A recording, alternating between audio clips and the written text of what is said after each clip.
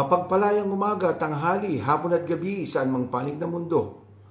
Welcome back to Chika Chika with Tambakol. Ngayon pong gabi, ang ating episode ay August 21, Ninoy Aquino Day. August 21, 1983, araw ng patraydor ng pagpaslang kay dating Senador Benigno Ninoy Aquino Jr. sa tarmac ng nooy Manila International Airport or MIA. At ngayon naman ay NAIA.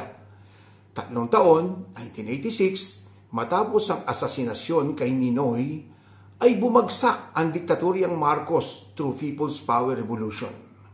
Ang pagpatay kay Ninoy, ang gumising sa natutulog na damdamin ng mga mamayang Pilipino noon.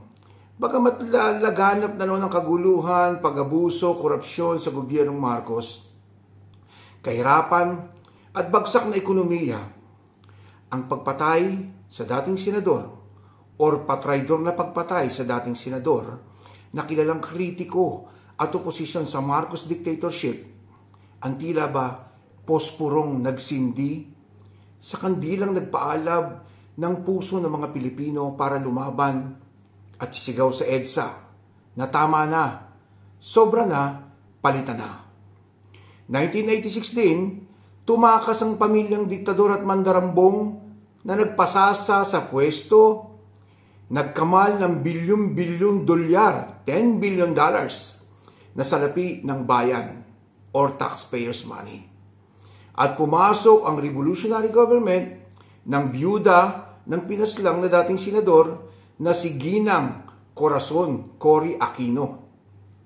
Ibinalik niya ang demokrasya na kung saan tinatamasa natin ngayon.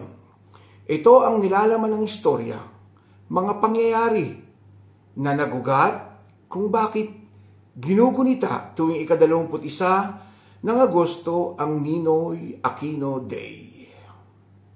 Walang takot na hinarap ni Ninoy ang mga banta sa kanyang buhay sa pagbabalik sa Pilipinas. Ika nga niya, Filipinos are worth dying for.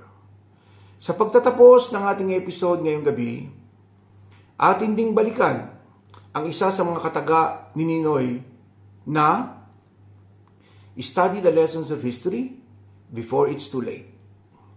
Ika nga sa Tagalog, ating aralin ang nilalaman ng istorya bago maging huli ang lahat.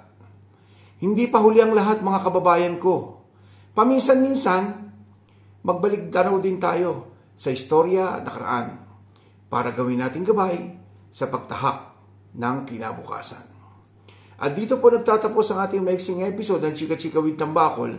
Tulad po na lagi kong hiling na please like and share ang ating episodes para mas lumawak ang ating komunidad ng Chika Chika with Tambakol. Maganda at mapayapang gabi sa ating lahat. Oh, tie a yellow ribbon round the old oak tree. It's been 3 long years. Do you still want me? If I don't see a ribbon round the old oak tree, I'll stay on the bus. Forget about us. Put the blame on me. If I don't see a ribbon round the old oak tree. Ciao! Hanggang sa muli pong susunod sa mga muling episode ng Chika Chika with Tambakol.